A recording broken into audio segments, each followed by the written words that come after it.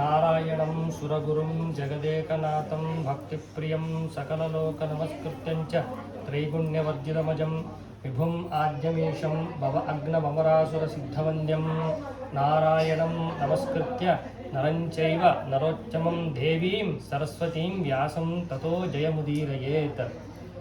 ವಿಜ್ಞಾನರೋಚಿ ಪರಿಪೂರಿತಾಂತಂ ಬಾಹ್ಯಾಂಡಕೋಶಂ ಹರಿತೋಪಲಾಭಂ ತರ್ಕಾಭಯಂತಂ ವಿಧಿಸರ್ವಪೂರ್ವ ಗೀರ್ವಾಣ ವಿಜ್ಞಾನದ ಮಾನತೋಸ್ಮಿ. ಅಭ್ರಮಂ ಭಂಗರಹಿತಂ ಅಜಡಂ ವಿಮಲಂ ಸದಾ ಆನಂದತೀರ್ಥ ಅತುಲಂ ಭಜೇ ತಾಪತ್ರಯಾಪಹಂ.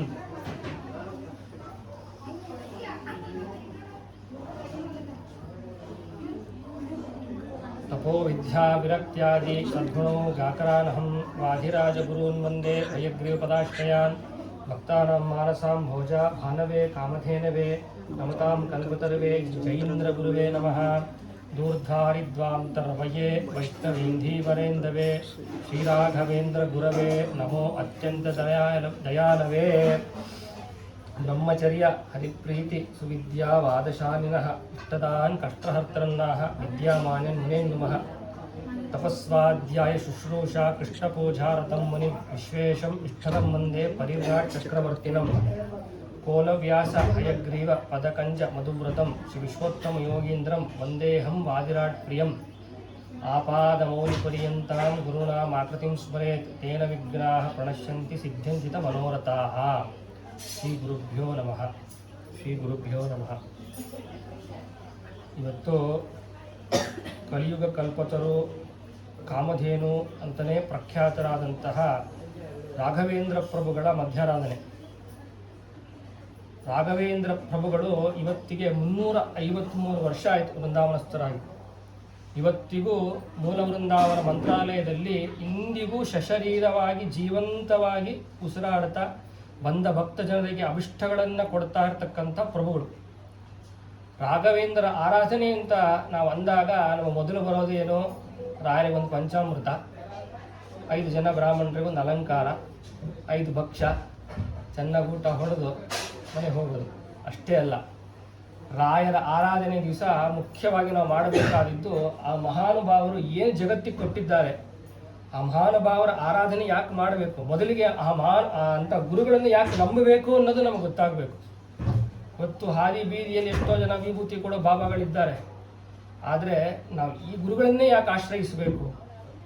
ರಾಯರಲ್ಲಿ ಅಂಥ ಮಹಿಮೆ ಏನಿದೆ? ರಾಯರಲ್ಲಿ ರಾಯರು ಯಾಕೆ ಅಂತ ವಿಭೂತಿ ಪುರುಷರಾದರು? ಯಾಕೆ ನಾವು ನಿಶ್ಚಿತವಾಗಿ ರಾಯರನ್ನೇ ಯಾಕೆ ನಾವು ಹಿಡಿಬೇಕು ಅನ್ನೋದನ್ನು ನಾವು ಚಿಂತನೆ ಮಾಡಬೇಕು. ರಾಯರು ಸಜ್ಜನ ಸಮಾಜಕ್ಕೆ ಸಾಕಷ್ಟು ಕೊಟ್ಟಿದ್ದಾರೆ. ರಾಯರು ಸಾಧಾರಣರಲ್ಲ, ಅವ್ರ ಕೈಲಿ ಆಗದೇ ಇರುವಂಥ ಕೆಲಸಗಳೇ ಇಲ್ಲ. ಅಪರೋಕ್ಷಿತ ಕೃತಶೀಶಃ ಅಂತ ಅವರ ಸ್ತೋತ್ರದಲ್ಲಿ ಹೇಳ್ತಾರೆ. ಅಪರೋಕ್ಷಿಗಳಂತೆ ಯಾರಾದರೂ ರಾಯರ ಮುಂದೆ ಬಂದು ನಿಂತರೆ, ರಾಯರೇ ನನಗೆ ಕೆಲಸ ಇಲ್ಲ, ರಾಯರೇ ನನಗೆ ಮಕ್ಕಳಿಲ್ಲ, ರಾಯರೇ ನನಗೆ ಮದುವೆ ಆಗಿಲ್ಲ ಅಂತ ಹೇಳೋದೇನು ಬೇಡಂತೆ. ನಿಂತರೆ ಸಾಕು ರಾಯರಿಗೆ. ಅಪರೋಕ್ಷಿತ ಕೃತಶೀಶಃ, ನಮ್ಮ ಮನಸ್ಸಿನಲ್ಲಿರುವಂಥ ಅಭಿಷ್ಟಗಳು ರಾಯರಿಗೆ ಒಳಗಣ್ಣಿಂದಲೇ ಗೊತ್ತಾಗತ್ತಂತೆ. ಯಾಕೆ ಬಂದಿದ್ದಾನೆ ಇವನು ಅಂತಲೇ ಗೊತ್ತಾಗತ್ತಂತೆ. ರಾಯರಿಗೆ ಏನು ಹೇಳೋದು ಬೇಡ, ಸುಮ್ಮನೆ ನಿಂತು ನಮಸ್ಕಾರ ಮಾಡಿದ್ರೆ ಸಾಕು. ರಾಯರಿಗೆ ಭಕ್ತಿಯಿಂದ ನಮಸ್ಕಾರ ಮಾಡಿದ್ದೇ ಆದರೆ ಸಕಲ ಅಭಿಷ್ಟಗಳನ್ನು ಕೊಡ್ತಾರೆ ರಾಯರು. ಅವ್ರ ಹತ್ರ ಬರೀ ನಮ್ಮ ಬಾಹಿಕವಾದಂಥ ಅಭಿಷ್ಟಗಳು, ನಮಗೆ ಮನೆ ಮಠ ಮಕ್ಕಳು ಮರಿ ಮದುವೆ ಇಷ್ಟೇ ಅಲ್ಲ. ಮುಖ್ಯವಾಗಿ ರಾಯರು ನಮಗೆ ಕೊಡೋದೇನು ಅಂತಂದರೆ ನಮ್ಮಲ್ಲಿರುವಂಥ ಮಿಥ್ಯಾಜ್ಞಾನವನ್ನು ಹೋಗಿಸಿ ಸುಜ್ಞಾನವನ್ನು ಕೊಡ್ತಾರೆ. ಒಳ್ಳೆ ಭಗವಂತನಲ್ಲಿ ನಿಜವಾದ ಜ್ಞಾನವನ್ನು ಕೊಡೋದ್ರಲ್ಲಿ ರಾಯರು ಮುಖ್ಯ ಪಾತ್ರ ವಹಿಸ್ತಾರೆ. ಮೊದಲಿಗೆ ಒಂದು ಮಗುವಿಗೆ ತಾಯಿ ಔಷಧಿ ಹಾಕಕ್ಕೆ ಅಂತ ತಗೊಂಡು ಬಂದರೆ ಆ ಮಗು ಗೊತ್ತು, ಆ ಔಷಧಿಯ ಕಹಿಯ ಪರಿಚಯ ಇದೆ ಮಗುವಿಗೆ, ಬಾಯಿ ತೆಗಿಯಲ್ಲ ಅದು. ಮಗೇನು ಮಾಡ್ತಾಳೆ ತಾಯಿ ಕರುಳದು, ಕಾರುಣ್ಯ ಜಾಸ್ತಿ, ಹೊಡೆದು ಬಡ್ದು ಕುಡಿಸ್ಲಿಕ್ಕಾಗಲ್ಲ, ಮೂಗು ಹಿಡಿದು ಕುಡಿಸಲ್ಲ ತಾಯಿ. ಬೆಲ್ಲವನ್ನು ತೋರಿಸಿ ಅಥವಾ ಚಾಕ್ಲೇಟನ್ನು ತೋರಿಸಿ ಮಗು ಆ ಅಂದಾಗ ಔಷಧಿ ಹಾಕ್ತಾಳೆ. ರಾಯರು ಅದೇ ಕೆಲಸನೇ ಮಾಡೋದು. ಮೊದಲು ನಿಮ್ಮ ಬಾಹಿಕವಾದಂತಹ ತೊಂದರೆಗಳಿಗೆ ಔಷಧಿ ಹಾಕ್ತೀನಿ ಅಂತ ಸಿಹಿ ತೋರಿಸಿ ಔಷಧಿ ಹಾಕಿ ಆಮೇಲೆ ಸುಜ್ಞಾನವನ್ನು ಕೊಡ್ತಾರೆ. ಎಂಥ ಜ್ಞಾನವನ್ನು ಕೊಡ್ತಾರೆ ರಾಯರು? ಭಗವಂತ ಅಂದರೆ ಯಾರು ಅಂತ ತಿಳಿಸ್ಕೊಡ್ತಾರೆ. ಯಾಕೆ ಅಂತಂದರೆ ನಾವು ಭಗವಂತನನ್ನು ಏನೋ ಒಂದು ಫೋಟೋ ಇಟ್ಟು ವಿಗ್ರಹ ಇಟ್ಟು ಅಭಿಷೇಕ ಮಾಡೋದೆಲ್ಲ ಸರಿ, ಆದರೆ ಭಗವಂತನ ಯಥಾರ್ಥವಾಗಿ ಏನು ತಿಳಿಬೇಕು ಆಗ ತಿಳಿದ್ರೆ ನಮಗೆ ನಮ್ಮಲ್ಲಿ ಒಂದು ತಪಸ್ಸು, ನಮ್ಮಲ್ಲಿ ಒಂದು ಸಿದ್ಧಿ ಬರಲಿಕ್ಕೆ ಸಾಧ್ಯ. ರಾಯರು ಇಷ್ಟೆಲ್ಲ ಕೋಟಿಗಟ್ಟಲೆ ಜನ ಇವತ್ತು ರಾಯರನ್ನು ನಂಬಿದ್ದಾರೆ, ಕೋಟ್ಯಾನುಕೋಟಿ ಜನ ರಾಯರನ್ನು ನಂಬ್ತಿದ್ದಾರೆ ಅಂದರೆ ರಾಯರು ಬಂದು ಇವತ್ತು ಮಂತ್ರಾಲಯದಲ್ಲಿ ಹೋಗಬೇಕು, ಕೋಟ್ಯಾನುಕೋಟಿ ಜನ ಇವತ್ತು ಬರ್ತಾರೆ, ರಾಯರ ಅನುಗ್ರಹ ಪಡಿತಾರೆ.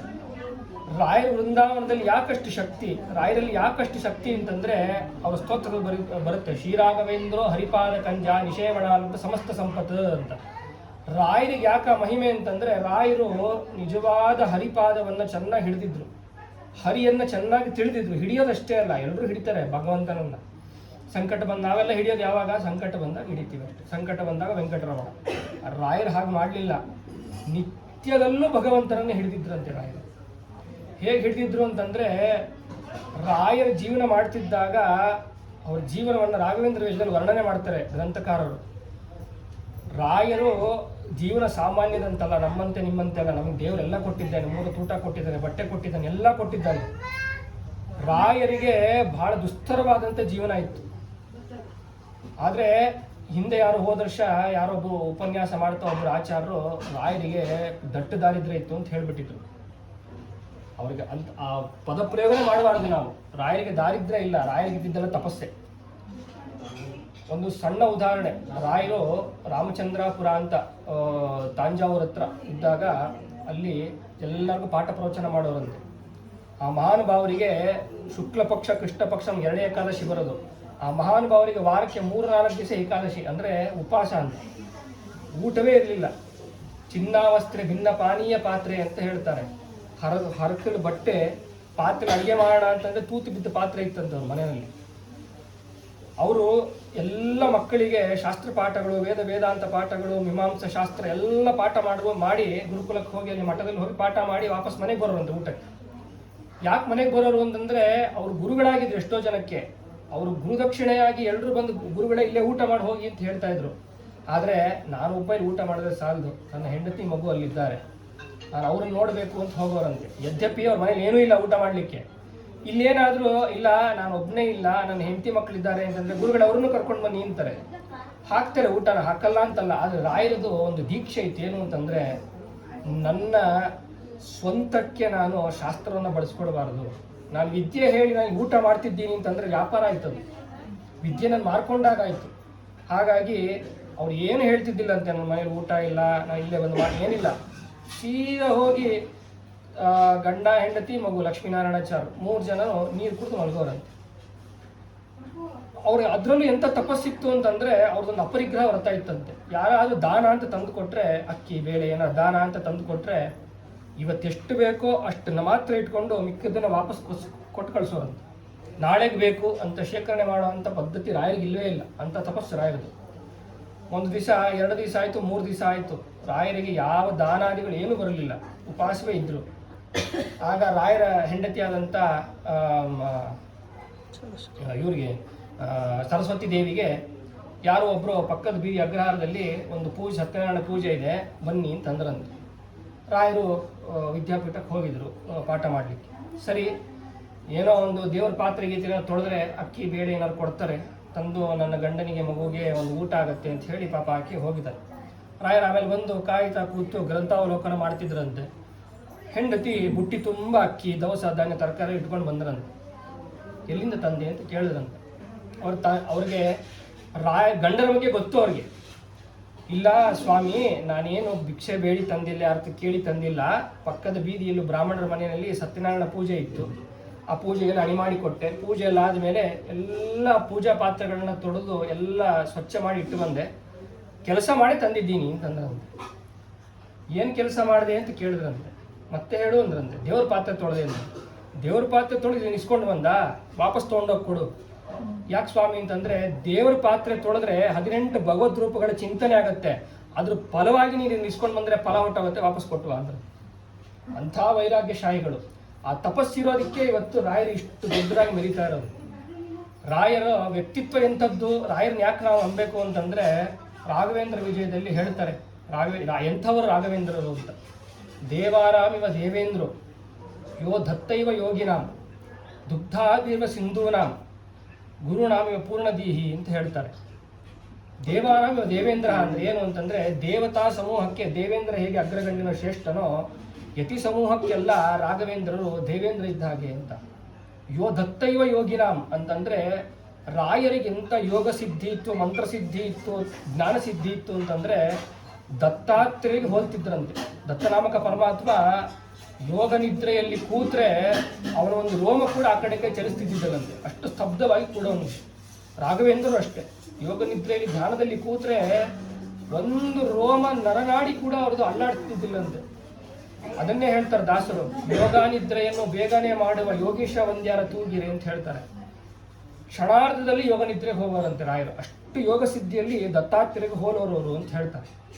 ಇನ್ನ ದುಗ್ಧಾವಿರಿವ ಸಿಂಧೂನಾಂ ಅಂತಂದ್ರೆ ಸಮುದ್ರಕ್ಕೆಲ್ಲ ಶ್ರೇಷ್ಠ ಕ್ಷೀರ ಸಮುದ್ರ, ಹಾಗೆ ಜ್ಞಾನ ಸಮುದ್ರಕ್ಕೆಲ್ಲ ರಾಯರು ಕ್ಷೀರ ಸಮುದ್ರದಂತೆ ಇದ್ರಂತೆ. ಯಾಕೆ ಅಂತಂದ್ರೆ ರಾಯರಿಗೆ 18 ವರ್ಷ ಅಷ್ಟೇ, ಆಗಲೇ ಅವರು ವೇದಾಂತ, ಶಾಸ್ತ್ರ, ಉಪನಿಷತ್ತು, ಪಂಚರಾತ್ರ, ಆಗಮ, ಮೀಮಾಂಸಾ, ವ್ಯಾಕರಣ, ಸಾಹಿತ್ಯ, ಕಾವ್ಯ ಎಲ್ಲವನ್ನು ಅರಿದು ಕುಡಿದಿದ್ರಂತೆ. ಇಂಥ ವಿದ್ಯೆ ಅವರಿಗೆ ಬರುತ್ತೆ ಅನ್ನೋದೇ ಇಲ್ಲ.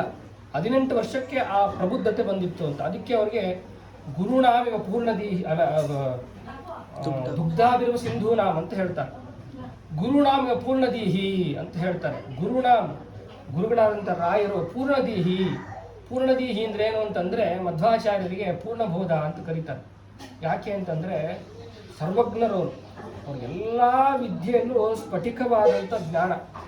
ಅಂಥ ರಾಯರು ಮಧ್ವಾಚಾರ್ಯ ಸಿದ್ಧಾಂತದಲ್ಲಿ ಬಂದು ಮಧ್ವಾಚಾರ್ಯ ಸರ್ವಮೂಲ ಗ್ರಂಥವನ್ನೇ ಆಶ್ರಯ ಪಡೆದು ಆ ಸರ್ವಮೂಲ ಗ್ರಂಥದ ಸಾರ ಸಗಟು ಎಲ್ಲವನ್ನ ತಿಳಿದು ಸ್ಫಟಿಕವಾದ ಜ್ಞಾನ ಇದ್ದವರಿಗೆ ಮಾತ್ರ ಪೂರ್ಣದೀಹಿ ಅಂತ ಕರೀತಾರೆ. ಅವ್ರಿಗೆ ಯಾವ ಅನುಮಾನ ಇಲ್ಲ, ಯಾವುದರಲ್ಲೂ ಅವರಿಗೆ ಏನು ಡೌಟ್ ಇಲ್ಲ, ಅವರಿಗೆ ಕ್ವಶನ್ ಇಲ್ಲ. ಶಾಸ್ತ್ರದಲ್ಲಿ ಏನೇ ಇದ್ರೂ ಉತ್ತರ ಕೊಡೋರಷ್ಟೇ ಅವರು.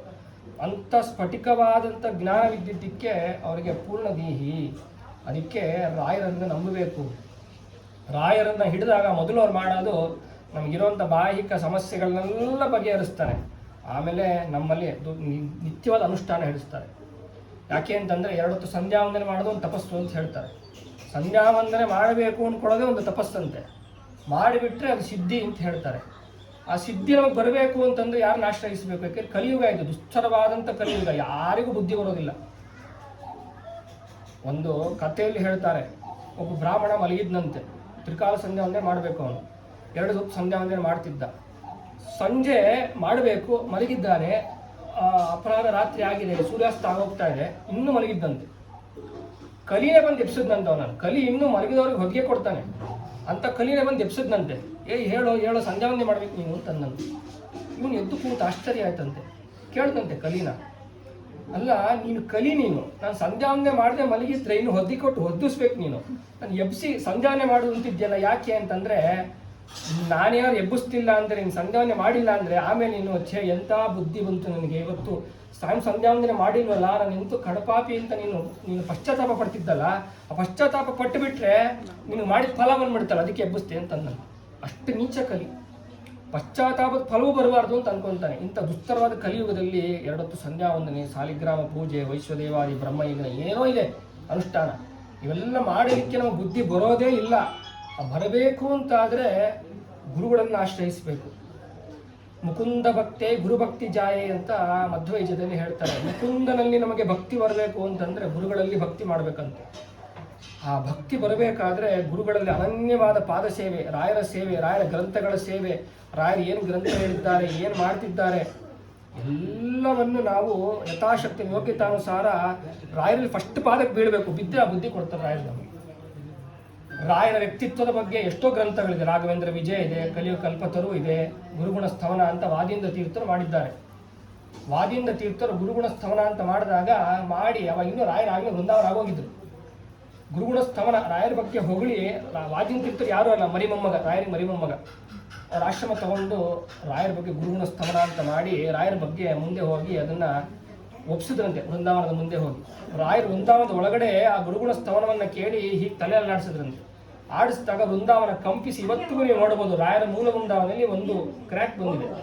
ಆ ಕಂಪಿಸಿದಾಗ ಕ್ರ್ಯಾಕ್ ಬಂತಂತೆ. ಅಂದರೆ ವಾದೀಂದ್ರ ತೀರ್ಥರು ಮಾಡಿರುವಂಥ ಗುರುಗುಣ ಸ್ತವನದ ಬಗ್ಗೆ ಅವ್ರಿಗೆ ಅಷ್ಟು ಪ್ರೀತಿ. ಒಳಗಡೆ ಇದ್ದು ಅಲ್ಲಾಡಿಸಿದಾಗ ತಲೆ ತೂಗಿದಾಗ ವೃಂದಾವನ ತೂಗುತ್ತಂತೆ. ಅಂಥ ವ್ಯಕ್ತಿತ್ವಗಳು ಹೇಳುವಂಥ ಗ್ರಂಥಗಳು 1000 ಇದೆ. ಅದೆಲ್ಲ ಬೇಡ. ರಾಯರ ರಾಘವೇಂದ್ರ ಅನ್ನೋ ಒಂದು ನಾಮದಲ್ಲಿ ಅವ್ರ ವ್ಯಕ್ತಿತ್ವ ಅಡಗಿದೆ ಅಂತ ಹೇಳ್ತಾರೆ. ಸುಧೀಂದ್ರ ತೀರ್ಥರು ರಾಯರಿಗೆ ಏನೇನೋ ಹೆಸರಿಡ್ಬೋದಾಗಿತ್ತು. ಜ್ಞಾನೇಂದ್ರ ತೀರ್ಥರು ಅಂತ ಹಿಡ್ಬೋದಾಗಿತ್ತು, ಜ್ಞಾನನಿಧಿ ತೀರ್ಥರು ಅಂತ ಹಿಡ್ಬೋದಾಗಿತ್ತು. ರಾಘವೇಂದ್ರ ಅಂತಲೇ ಯಾಕಿಟ್ರು? ಅವ್ರು ರಾಮಾರ್ಚಕರು, ಮೂಲ ರಾಮಾರ್ಚಕರು, ಅದಕ್ಕಿಟ್ರ ಸರಿ ಇಡ್ಬೋದೇನೋ. ರಾಘವ ಅಂತಂದರೆ ರಾಮನ ಹೆಸರು, ರಘುಕುಲದಲ್ಲಿ ಬಂದವನಿಗೆ ರಾಘವ ಅಂತ ಹೆಸರು ಇದೆ. ರಾಘವೇಂದ್ರ ಅಂತಂದರೆ ರಘುಕುಲಕ್ಕೆ ಕಳಸಪ್ರಾಯನಾದವನು, ಶ್ರೇಷ್ಠನಾದವನು ಅಂತೇಳಿ ರಾಘವೇಂದ್ರ ಅಂತ ಇಟ್ರ. ಅಷ್ಟೇ ಅಲ್ಲಂತೆ, ಅದನ್ನ ರಾಘವೇಂದ್ರ ಅಂತ ಯಾಕಿಟ್ಟು ಸುಧೀಂದ್ರ ತೀರ್ಥರು ಅಂತಂದರೆ, ರಾಘವೇಂದ್ರ ಬಿಡಿಸಿದಾಗ ರಾಘ ಅಂತ ನಾವು ರಾಘವೇಂದ್ರ ಅಂತ ಇಟ್ಕೋತೀವಿ ಹೆಸರು. ರಾಘು ರಾಘಣ್ಣ ಅಂತ ಕೂಗ್ತೀವಿ. ಕೂಗಬಾರ್ದು, ಮಹಾನುಭಾವರ ಹೆಸರು ಇರಲಿ. ರಾಘ ಅಂತಂದರೆ ಭಗವಂತನ ಹೆಸರಂತೆ, ಭಗವಂತನಿಗೆ ರಾಘ ಅಂತ ಕರೀತಾರೆ. ಏನದು ಅರ್ಥ ಅಂತಂದರೆ, ಸಂಸ್ಕೃತದಲ್ಲಿ ರಾಘ ಅನ್ನೋದಕ್ಕೆ ರಾಗ ಸಾಮರ್ಥ್ಯ ಅಂತ ಒಂದು ಧಾತು. ಆ ಧಾತು ಪ್ರಕಾರ ಭಗವಂತ ಸಮರ್ಥ ಅಂತ ಅವನಿಗೆ ಹೆಸರು. ಅನಂತ ಕೋಟಿ ಬ್ರಹ್ಮಾಂಡಗಳನ್ನ ಸೃಷ್ಟಿ ಮಾಡಿ, ಎಲ್ಲ ಜೀವರಾಶಿಗಳನ್ನ ಸೃಷ್ಟಿ ಮಾಡಿ ಅವನ್ನೆಲ್ಲ ನಿಯಮನ ಮಾಡ್ತಿದ್ದಾನಲ್ಲ ಭಗವಂತ, ಎಷ್ಟು ಸಾಮರ್ಥ್ಯ ಇರ್ಬೋದು ಅಂತ ಹೇಳಿ ಅವನಿಗೆ ರಾಘ ಅಂತ ಹೆಸರಂತೆ. ಇನ್ನು ವೇಂದ್ರ ವ ಅಂತಂದರೆ ಜೀವರು. ಈ ಜೀವರಿಗೆಲ್ಲ ನಿಯಾಮಕ ಅವನು ನಾರಾಯಣ. ಎಲ್ಲರನ್ನ ಸುಮ್ಮನೆ ಒಂದು ಮನೆ ಕಟ್ಟಿಸಿಬಿಟ್ಟು ನಾನು ಬಂದು ಸೇರ್ಕೊಂತೀನಿ ಮನೆ ಒಳಗಡೆ ಅಂದರೆ ಆಗಲ್ಲ. ಮನೆಯನ್ನು ಮೇಂಟೈನ್ ಮಾಡೋದು ಬಹಳ ಕಷ್ಟ. ಸೃಷ್ಟಿ ಸ್ಥಿತಿ ಲಯ ಬಂಧ ಮೋಕ್ಷ ನಿಯಮನ ಎಲ್ಲವನ್ನೂ ಮಾಡಬೇಕು. ಭಗವಂತ ಅದನ್ನೆಲ್ಲ ಮಾಡ್ತಿದ್ದಾನೆ, ಸಮರ್ಥ ಅವನು. ಯಾಕೆ ಅಂತಂದರೆ ಒಂದು ಸಣ್ಣ ಉದಾಹರಣೆ ಇದೆ ಭಗವಂತ ಎಷ್ಟು ಸಮರ್ಥ ಅನ್ನೋದಕ್ಕೆ. ಯಾರೋ ಒಬ್ಬರು ಪ್ರಶ್ನೆ ಕೇಳಿದ್ರಂತೆ, ಶ್ರಾದ್ದ ಮಾಡ್ತಾರಲ್ಲ, ಪಿಂಡ ಪ್ರದಾನ ಮಾಡಿ ತರ್ಪಣ ಕೊಡ್ತೀವಿ ನಾವು. ನಮ್ಮ ಅಪ್ಪನೋ ನಮ್ಮ ತಾತನೋ ಸತ್ತೋಗಿದ್ದಾನೆ, ಎಲ್ಲೋ ಹುಟ್ಟಿರ್ತಾನೋ, ಸತ್ತೋಗಿ ಎಲ್ಲೋ ಹುಟ್ಟಿರ್ತಾನೆ. ನಾವಿಲ್ಲಿ ಅವನ ಹೆಸರು ಗೋತ್ರ ಹೇಳಿ ಪಿಂಡ ಪ್ರದಾನ ಮಾಡಿ ಕರಿಯಣ್ಣನ ತರ್ಪಣ ಕೊಟ್ಟರೆ ಎಲ್ಲೋ ಹುಟ್ಟಿದವನಿಗೆ ಅದು ಹೇಗೆ ಸೇರುತ್ತೆ ಅಂತ ಒಬ್ಬರು ನಾಸ್ತಿಕರು ಯಾರೋ ಪ್ರಶ್ನೆ ಮಾಡಿದ್ರಂತೆ. ಅದಕ್ಕೆ ಬ್ರಹ್ಮಾಂಡ ಪುರಾಣದಲ್ಲಿ ವೇದವ್ಯಾಸ ದೇವರು ಹೇಳ್ತಾರೆ, ಹಾಗೆಲ್ಲ ಕುಚೋದ್ಯ ಮಾಡಬೇಡ, ಭಗವಂತನ ವ್ಯಾಪಾರ ಏನು ಅಂತ. ದರ್ಶನ ಧ್ಯಾನ ಸಂಸ್ಪರ್ಶಾತ್ ಮತ್ಸಿ ಕೂರ್ಮೀಚ ಪಕ್ಷಿಣಃ ಯಥಾಂತೆ ತೃಪ್ತಿ ಮಾಯಾಂತಿ ಶ್ರಾದ್ದೇನ ಪಿತರಸ್ತತಾ ಅಂತ ಒಂದು ಶ್ಲೋಕ ಇದೆ. ಏನು ಅಂತಂದರೆ, ನೀನು ಹೇಳಿದೆಲ್ಲಪ್ಪ ಎಲ್ಲೋ ಹುಟ್ಟಿದವ್ರಿಗೆ ಇಲ್ಲಿ ಗೋತ್ರ ಹೆಸರು ಹೇಳಿ ತರ್ಪಣ ಕೊಟ್ಟರೆ ಅವಾಗ ಸೇರುತ್ತಾ ಅಂತ ಕುಚೋದ್ಯ ಮಾಡಿದೆಲ್ಲಪ್ಪ. ಈಗ ಕೇಳಿ ಹೇಳ್ತೀನಿ. ದರ್ಶನ ಧ್ಯಾನ, ಒಂದು ಮೀನು ಮರಿ ಹಾಕತ್ತೆ. ಮೀನಿಗೆ ನಮ್ಮ ಹಾಗೆ ಅಂಗರಚನೆ ಇಲ್ಲ, ಕೈ ಇಲ್ಲ, ಕಾಲಿಲ್ಲ, ಎತ್ಕೊಂಡು ಆ ಮಗುವಿಗೆ ಸ್ತನ್ಯಪಾನ ಮಾಡಿಸಿ ಅದನ್ನು ಬೆಳೆಸೋ ಆರೈಕೆ ಮಾಡೋ ಯಾವ ದೇಹ ರಚನೆಯೂ ಇಲ್ಲ. ಅದು ಮ್ಯಾಮಲ್ಸ್ ಅಲ್ಲ, ಅದು ಸಸ್ತನಿ ಅಲ್ಲ ಅದು. ಆದರೂ ಅದರ ಮರಿ ಹೇಗೆ ಆರೈಕೆ ಮಾಡ್ಕೊಡುತ್ತೆ ಆ ಮರಿನ ಅಂತಂದರೆ, ದರ್ಶನ ಹಾಕಿರೋ ಮರಿಗೆ ಮೀನು ಕಣ್ಣಿಂದ ಮರಿನೇ ದೃಷ್ಟಿಸಿ ನೋಡ್ತಾ ಇರುತ್ತಂತೆ. ಆ ದೃಷ್ಟಿಯ ಒಂದು ಶಕ್ತಿಯಿಂದ ಆ ಮರಿಗಳು ಆರೈಕೆಯಾಗಿ ಬೆಳೆಯುತ್ತಂತೆ. ಇನ್ನು ಆಮೆ ದಡಕ್ಕೆ ಬಂದು 100-200 ಮೊಟ್ಟೆಗಳು ಇಡುತ್ತಂತೆ. ಇಟ್ಟು ಮಣ್ಣಲ್ಲಿ ಮುಚ್ಚಿ ಆಹಾರ ಹುಡ್ಕೊಂಡು ತಿಂಗಳಾನ್ಗಟ್ಲೆ ವಾರಾನ್ಗಟ್ಲೆ ಹೋಗುತ್ತಂತೆ. ಅದು ಹೋಗ್ತಿದ್ದ ವಾಪಸ್ ಬರೋದೇ ಇಲ್ಲ. ಆ ಹೋಗ್ತಿರ್ಬೇಕಾದ್ರೆ ಆ ಆನೆ ಧ್ಯಾನ ಮಾಡ್ತಿರುತ್ತಂತೆ. ಒಂದು ದಡದಲ್ಲಿ ನನ್ನ ಮೊಟ್ಟೆಗಳಿಟ್ಟಿದ್ದೀನಿ, ಆ ಮೊಟ್ಟೆಗಳಲ್ಲಿ ನನ್ನ ಮಕ್ಕಳು ಬೆಳೀತಾ ಇವೆ, ಸುರಕ್ಷಿತವಾಗಿರಲಿ, ಅದು ಸುರಕ್ಷಿತವಾಗಿರಲಿ ಅಂತ ಧ್ಯಾನ ಮಾಡ್ತಿರುತ್ತಂತೆ. ಆ ಧ್ಯಾನದಿಂದಲೇ ಆ ಮಕ್ಕಳು ವೃದ್ಧಿಯಾಗಿ ಮೊಟ್ಟೆ ಹೊಡೆದು ಆಚೆ ಬಂದು ಅದು ಜೀವನ ಮಾಡುತ್ತಾರೆ. ಇನ್ನು ಸಂಸ್ಪರ್ಶ ಆಯ್ತು, ಹಕ್ಕಿಗಳು ಮೊಟ್ಟೆ ಇಡುತ್ತವೆ. ಹಕ್ಕಿಗಳಿಗೂ ಅಷ್ಟೇ ನಮ್ಮ ಥರ ದೇಹ ರಚನೆ ಇಲ್ಲ, ಸುಮ್ಮನೆ ರೆಕ್ಕೆ ಬಿಚ್ಚಿ ಆ ಮೊಟ್ಟೆಗಳನ್ನು ತಬ್ಬಿಕೊಂಡು ಕೂಡುತ್ತೆ. ಅದು ಕಾವಾಗಿ ಆ ಸ್ಪರ್ಶದಿಂದಲೇ ಮಗು ಬೆಳೆದು ಅದಕ್ಕೆ ಏನು ಆಹಾರ ಕೊಡೋದು, ನಮ್ಮ ಹಾಗೆ ಗರ್ಭದಲ್ಲಿಟ್ಟು ಆಹಾರ ಕೊಡೋದಿಲ್ಲ. ಅದೇ ಆ ಒಂದು ಸಂಸ್ಪರ್ಶದಿಂದಲೇ ಆ ಮಗು ಬೆಳೆದು ಆಚೆ ಬಂದು ಬೆಳೆಯುತ್ತಂತೆ.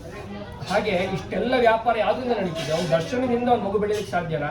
ಒಂದು ಧ್ಯಾನದಿಂದ ಒಂದು ಮಗು ಬೆಳೀಲಿಕ್ಕೆ ಸಾಧ್ಯನಾ? ಇವೆಲ್ಲ ಯಾರಿಂದ ನಡೀತಾ ಇದೆ? ಭಗವಂತನ ಸಂಕಲ್ಪದಿಂದ ಬೆಳೀತಾ ಇದೆ. ಹಾಗಾಗಿ ಅವನಿಗೆ ಸಮರ್ಥ ಅಂತ ಕರೀತಾರೆ. ಇನ್ನು ನಮ್ಮೆಲ್ಲ ಜೀವರು, ನಮ್ಮ ಜೀವರಿಗೆಲ್ಲ ಅವನು ವೇಂದ್ರನಾಗಿದ್ದಾನೆ. ವೇಂದ್ರ ಅಂದರೆ ಇಂದ್ರನಾಗಿದೆ. ಏನಂದ್ರೆ ನಮ್ಮೆಲ್ಲರಿಗೂ ಅವನು ಜೀವೇಶ್ವರ, ಸರ್ವೇಶ್ವರನಾಗಿದ್ದಾನೆ. ಈ ತತ್ವವನ್ನು, ಹರಿಸರ್ವೋತ್ತಮ ತತ್ವವನ್ನು ತಿಳಿಸ್ಕೊಡ್ಲಿಕ್ಕೆ ನಿಮಗೆ ರಾಘವೇಂದ್ರ ಅಂತ ಹೆಸರಿಟ್ಟಿದ್ದೀನಿ ಅಂತ ಹೇಳಿದ್ರು. ಇನ್ನು ಅಷ್ಟೇ ಅರ್ಥ ಅಲ್ಲ, ರಾಗ ಸಾಮರ್ಥ್ಯ ಅಂತ ಒಂದು ಅರ್ಥ ಆಯಿತು.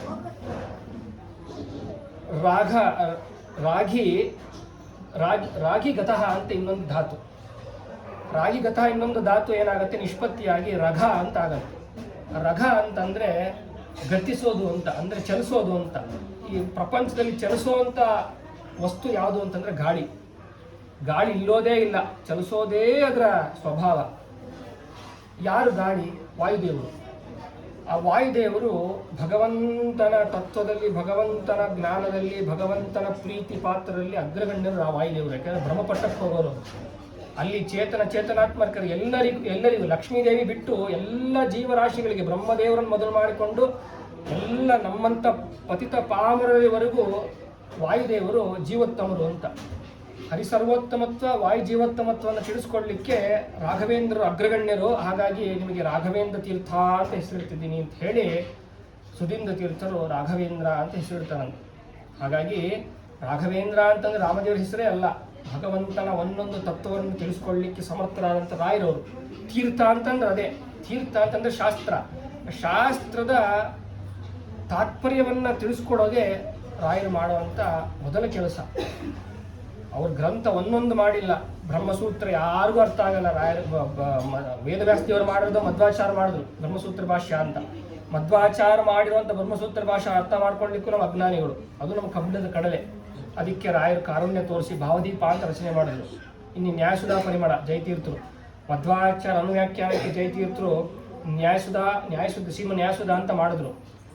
ಅದು ಬಹಳ ತುಂಬ ಸಿಂಪಲ್ ಆಗಿದೆ ಅಂತ. ಕೊನೆಗೆ ನಮ್ಮ ಕಾಲಕ್ಕೆ ಬಂದಾಗ ನ್ಯಾಯಸುಧವೂ ಅರ್ಥವಾಗದೇ ಹೋಯಿತು. ಕೊನೆಗೆ ರಾಯರೇನು ಮಾಡಿದ್ರು, ಶ್ರೀಮನ್ ನ್ಯಾಯಸುಧಾ ಪರಿಮಳ ಅಂತ ಗ್ರಂಥ ಮಾಡಿದ್ರು. ಅವತ್ತು ನ್ಯಾಯಸುಧೆಯನ್ನು ಓದಬೇಕಾದ್ರೆ ನಮಗೆ ಪರಿಮಳ ಗ್ರಂಥ ಇಲ್ಲದೆ ಆ ನ್ಯಾಯಸುಧ ಅರ್ಥವೇ ಆಗ್ಲಿಕ್ಕೆ ಸಾಧ್ಯ ಇಲ್ಲ. ಸಮರ್ಥರೇ ಅಲ್ಲ ನಾವು. ನಮಗನ್ಸುತ್ತೆ ಪುರಂದರದಾಸರು, ವಿಜಯದಾಸರೆಲ್ಲ ಹೇಳಿದಿಷ್ಟೇ, ಭಕ್ತಿ ಮಾರ್ಗ ಮುಖ್ಯ, ಭಕ್ತಿ ಪ್ರಧಾನ ಅಂತ ಹೇಳ್ತಾರೆ. ಹಾಗಾದರೆ ನಾವು ಭಗವಂತನನ್ನು ಹಾಡಿ ಕುಣಿದು ನಲಿದು ಮೋಕ್ಷಕ್ಕೆ ಹೋಗ್ಬೋದಲ್ಲ. ಭಗವಂತನ ಬಗ್ಗೆ ಈ ಘಟ ಅಂದ್ರೇನು, ಪಟ ಅಂದ್ರೇನು, ಚೇತನ ಅಂದ್ರೇನು, ಬ್ರಹ್ಮ ಅಂದ್ರೇನು, ಬ್ರಹ್ಮವಸ್ತು ಅಂದ್ರೇನು, ಬ್ರಹ್ಮ ಮೀಮಾಂಸಾ ಅಂದ್ರೇನು, ಇವೆಲ್ಲ ಯಾಕೆ ತಿಳ್ಕೊಳ್ಬೇಕು ಅಂದರೆ ಸೃಷ್ಟಿ ಮಾಡಿದನಲ್ಲ ಭಗವಂತ, ಆ ಸೃಷ್ಟಿಯ ಚಮತ್ಕಾರ ಭಗವಂತನ ಬಗ್ಗೆ. ಭಗವಂತ ಅಂದರೆ ಯಾರು, ಬ್ರಹ್ಮ ಅಂತಂದರೆ ಯಾರು, ಬ್ರಹ್ಮ ಅಂದರೆ ಒಂದು ವಸ್ತುವೋ ಅಥವಾ ಚತುರ್ಮುಖ ಬ್ರಹ್ಮನೇ ಬ್ರಹ್ಮನೋ, ಇವೆಲ್ಲವನ್ನು ನಾವು ತಿಳಿದಾಗ, ಯಾಕೆ ಅಂತಂದರೆ ಭಗವಂತನ ಬಗ್ಗೆ ಯಾರ್ಯಾರ ಬಗ್ಗೆ ಒಲವು ಬರಬೇಕು, ಪ್ರೀತಿ ಬರಬೇಕು ಅಂತ ಅವ್ರ ಬಗ್ಗೆ ಚೆನ್ನಾಗಿ ಗೊತ್ತಿದ್ರೆ ಮಾತ್ರ ಪ್ರೀತಿ ಒಲವು ಬರಲಿಕ್ಕೆ ಸಾಧ್ಯ. ಭಗವಂತನ ಬಗ್ಗೆ ಏನೂ ಗೊತ್ತಿಲ್ಲ ನಮಗೆ ಭಕ್ತಿ ಮಾಡುವಂದ್ರೆ ಎಲ್ಲಿಂದ ಭಕ್ತಿ ಬರುತ್ತೆ? ಸುಮ್ಮನೆ ಒಂದು ಕಡ್ಡಿ ಕರ್ಪೂರ ಹಚ್ಚಿ ನಮಸ್ಕಾರ ಮಾಡ್ತೀವಿ ಅಷ್ಟೇ ನಮಗೆ ಲಿಮಿಟ್ಟು. ಆದರೆ ಭಗವಂತನ ಸಾಮರ್ಥ್ಯ ಎಂಥದ್ದು, ಭಗವಂತನ ಕರ್ತೃತ್ವ ಎಂಥದ್ದು, ಭಗವಂತನ ಸರ್ವೋತ್ತಮತ್ವ, ಭಗವಂತನ ಸುಮ್ಮನೆ ಸರ್ವೋತ್ತಮ. ಎಲ್ಲರೂ ಹೇಳಿದ್ರು ಹರಿಸರ್ವೋತ್ತಮ, ವಾಯುಜೀವೋತ್ತಮ ಅಂತ. ನಾನು ಹೇಳ್ತೀನಿ ಅಂತಂದರೆ ನಾಲ್ಕು ಜನ ಒಂದು ಪ್ರಶ್ನೆ ಮಾಡ್ತಾರೆ, ಏನು ಸರ್ವೋತ್ತಮತ್ವ ಭಗವಂತನಲ್ಲಿ? ನಮ್ಗೆ ಹೇಳೋದೇ ಇಲ್ಲ ಅಂತಂದರೆ 4 ಜನ ಪ್ರಶ್ನೆ ಮಾಡೋದು, ಯಾಕೆ ಸರ್ವೋತ್ತಮ ಅಂತೆ ಮತ್ತೆ ಅಂತ ಹೇಳ್ತಾರೆ. ವಾದಿರಾಜರು ಒಂದು ಮಾತು ಹೇಳ್ತಾರೆ, ಶಿವನನ್ನ ಸರ್ವೋತ್ತಮತ್ವ ಅಂತ ನಂಬಿ ಬಾಣಾಸುರ ರಾವಣಾಸುರ ಏನಾದ ಅಂತ ಕೇಳ್ತಾರೆ. ಇಬ್ಬರು ಧ್ವಂಸ ಆದರು. ಆದರೆ ಪ್ರಹ್ಲಾದರಾಜರು ಆಮೇಲೆ ಧೂರಾಜರು ಇವೆಲ್ಲ ಹರಿಯೇ ಸರ್ವೋತ್ತಮ ಅಂತ ಅಂದಿದ್ದಕ್ಕೆ ಏನಾದರೂ ಇವತ್ತು ಕಂಪೇರ್ ಮಾಡ್ಕೊಳ್ಳಿ ನೀವೇ ಅಂತಾರೆ. ಬಾಣಾಸುರ ರಾವಣಾಸುರನಿಗೆ ಏನು ಗತಿ ಬಂತು? ಅವ್ರು ಶಿವನೇ ಸರ್ವೋತ್ತಮ ಅಂತ ಮೆರೆದ್ರು, ಏನು ಗತಿ ಬಂತು ಅವ್ರಿಗೆ? ಇವರೆಲ್ಲ ಧೂರಾಜರು, ಪ್ರಹ್ಲಾದರಾಜರು ನಾರಾಯಣೇ ಸರ್ವೋತ್ತಮ ಅಂತಂದ್ರು, ಅವ್ರಿಗೆ ಏನು ಗತಿ ಬಂತು? ಇವತ್ತಿಗೂ ಪ್ರಹ್ಲಾದರಾಜರನ್ನ ಇವತ್ತು ಎಲ್ಲ ದೇಶದುದ್ದಕ್ಕೂ ನೆನೆಸ್ತಾರೆ. ಪ್ರಹ್ಲಾದರಾಜರು ಎಲ್ಲೇ ಒಂದು ಶಾಸ್ತ್ರ ಪಾರಾಯಣ ಮಾಡಬೇಕಾದ್ರೂ, ಶಾಸ್ತ್ರ ಉಪನ್ಯಾಸ ಮಾಡಬೇಕಾದ್ರೂ ಪ್ರಹ್ಲಾದರಾಜರ ಕಥೆಯನ್ನು ಹೇಳದೆ ಮುಗಿಸೋದೇ ಇಲ್ಲ. ಪ್ರಹ್ಲಾದರಾಜರು ತಂದೆ ಹಿರಣ್ಯಕಶಿಪು ಪ್ರಹ್ಲಾದನ ಗುರುಕುಲಕ್ಕೆ ಕಳಿಸ್ತಾನಂತೆ, ಚಂಡಾಮರ್ಕರ ಹತ್ರ. ಗುರುಕುಲ ವಾಸ ಮುಗಿಸಿ ಅವಾಗ ಮನೆಗೆ ಬರೋನಂತೆ. ಬಂದಾಗ ದೊಡ್ಡದಾಗಿ ಅರಮನೆ ಕಟ್ಟಿದ್ನಂತೆ. ಸ್ಫಟಿಕದ ನೆಲ, ರತ್ನ ಗರ್ಭಿತವಾದಂತಹ ಕಂಬಗಳು, ರತ್ನ ಸಿಂಹಾಸನ, ಹೊಸದಾಗಿ ಮನೆ ಕಟ್ಟಿಸಿ ಗೃಹ ಪ್ರವೇಶ ಮಾಡಿದ್ನಂತೆ. ಕಂದನ್ನು ಎತ್ಕೊಂಡು, ಪ್ರಹ್ಲಾದನ ಎತ್ಕೊಂಡು, ನೋಡೋ ನೀನು ಮನೆ ನೋಡಿರಲಿಲ್ಲ ಕಂದ, ಎಷ್ಟು ಚೆನ್ನಾಗಿ ನೋಡಿದೆ, ಎಷ್ಟು ಬೃಹದಾಕಾರವಾದ ಅರಮನೆ, ಬೃಹತ್ತಾದ ಅರಮನೆ, ಎಷ್ಟು ಚೆನ್ನಾಗಿದೆ ಮಹಲು ಅಂತೆಲ್ಲ ತೋರಿಸ್ಕೊಂಡು ಬಂದಂತೆ. ಆಮೇಲೆ ಕೇಳಿದಂತೆ ಪ್ರಹ್ಲಾದನಿಗೆ, ಇಷ್ಟ ಆಯ್ತಾ ನಿಮ್ಗೆ ಮನೆ, ಏನಿಸ್ತು ಮನೆ ನೋಡಿ, ಅರಮನೆ ನೋಡಿ ಅಂತ? ಒಳ್ಳೆ ಸ್ಮಶಾನ ಇದ್ದಾಗಿದೆ ಏನಂತೆ ಪ್ರಹ್ಲಾದ. ಅವನು ದಿಗ್ಭ್ರಮೆ ಆಯ್ತಂತೆ. ಯಾಕೆ ಅಂತಂದ್ರೆ ಎಲ್ಲ ಕಟ್ಸಿದ್ಯ ಅರಮನೆಗೆ ದೇವ್ರಿಗೊಂದು ನೆಲೆ ಇಲ್ಲ, ದೇವ್ರ ದೇವ್ರ ದೀಪ ಹಚ್ಚಲಿಕ್ಕೆ, ದೇವ್ರ ನೆನೆಲಿಕ್ಕೆ ಒಂದು ದೇವ್ರ ಮನೆ ಇಲ್ಲ. ಇದೊಂದು ಮನೇನ? ಹಿತ್ವಾತ್ಮ ಪಾತಂ ಗೃಹಮಂದ ಕೂಪಂ ಮನಂ ಗೊತ್ತೋ ಎದ್ದರಿ ಮಾಶ್ರಯತ. ಇದು ಏನಿದೆ? ಇದು ಗೃಹಮಂದ ಕೂಪ, ಇದು ಅಂಧಕೂಪ ತರ ಇದೆ. ಇದು ಅಂಧಕೂಪ ಅಂತಂದ್ರೆ ಕತ್ತಲು ಕೋಣೆ, ಇದು ಕತ್ತಲು ಕೂಪ, ಇದು ಕತ್ತಲು ಕೂಪ ತರ ಇದೆ. ಫಸ್ಟ್ ಮನೆ ಬಿಟ್ಟು ಕಾಡಿಗೆ ಹೋಗು, ನಾರಾಯಣ ಧ್ಯಾನ ಮಾಡುವಂತೆ ಅಪ್ಪನಿಗೆ. ಹಾಗೆ ಅಂಥ ಪ್ರಹ್ಲಾದರಾಜರೇ ಬಾಲ್ಯಕರಾಜರಾಗಿ ದ್ವಾಪರದಲ್ಲಿ ಪ್ರತೀಪರಾಜನ ಮಗನಾಗಿ ಹುಟ್ಟಿ, ಕೌರವರ ಕಡೆ ಕಾರಣಾಂತರದಿಂದ ಅವರಿಗೆ ದುರ್ಯೋಧನನ ಒಂದು ಋಣದಿಂದ ಅವರಿಗೆ ಪಾಂಡವರಲ್ಲಿ ಭಕ್ತಿ ಇದ್ರೂ ಕೂಡ, ಭೀಮಸೇನ ದೇವರಲ್ಲಿ ಕೃಷ್ಣನ ಭಕ್ತಿ ಇದ್ರೂ ಕೂಡ, ದುರ್ಯೋಧನ ಒಂದು ಋಣಕ್ಕೋಸ್ಕರ ಕೌರವರ ಜೊತೆ ನಿಂತು ಭೀಮಸೇನ ದೇವರ ಜೊತೆ ಹೋರಾಡಿ 732 ಬಾರಿ ಭೀಮಸೇನ ದೇವರ ಮೇಲೆ ವಿರುದ್ಧವಾಗಿ ಗದೆ ಎತ್ತಿ ಪ್ರಹಾರ ಮಾಡಿ ಭೀಮಸೇನ ದೇವರ ಜೊತೆ ಅವರು ಬಲಿ ಆಗ್ತಾರೆ. ಭೀಮಸೇನ ದೇವರ ಕೈಲಿ ಸಂಹಾರ ಆಗ್ತಾರೆ. ಅವರೇ ವ್ಯಾಸರಾಜರಾಗಿ ಹುಟ್ಟುತ್ತಾರೆ.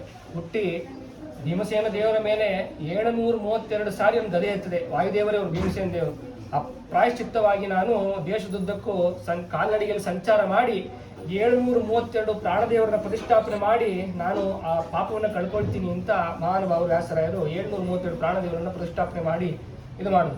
ಆ ವ್ಯಾಸರಾಜರೇ ತಮ್ಮ ಅವತಾರ ಕಾರ್ಯ ಮುಗಿಸಿ ರಾಯರಾಗಿ ಹುಟ್ಟಿ ಕೊನೆ ಅವತಾರ ರಾಯರು, 4ನೇ ಅವತಾರ ಶಂಭುಕರ್ಣನ ಮೂಲ ಅವತಾರ, 4ನೇ ಅವತಾರ ರಾಯರಾಗಿ ಹುಟ್ಟಿ ಬಂದು ಇವತ್ತಿಗೂ ಸಜ್ಜನ ಸಮೂಹವನ್ನ ಇವತ್ತು ನೆನೆಸ್ತಾ ಇವತ್ತು ಎಲ್ಲರಿಗೂ ಎಂಥ ಮಹಾನುಭಾವರು ಅಂತಂದ್ರೆ ರಾಯರ ವೃಂದಾವನ ಅಂತಂದ್ರೆ ನಮಗೆ ರಾಯರು ಕೂತಿದ್ದಾರೆ, ರಾಯರು ಸುತ್ತಾಕ್ಬೇಕು ಅಷ್ಟೇ ಅನುಸಂಧಾನ ನಮಗೆ.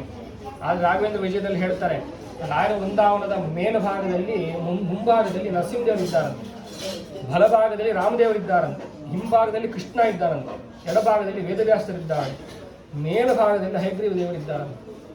ಮತ್ತೆ ಸುತ್ತಲೂ ಬೃಂದಾವನ ಕೆಳಭಾಗದಲ್ಲಿ ಮಧ್ಯಭಾಗದಲ್ಲೆಲ್ಲ ಸಕಲ ದಿಗ್ದೇವತಾಭಿಮಾನಿಗಳಿದ್ದಾರಂತೆ.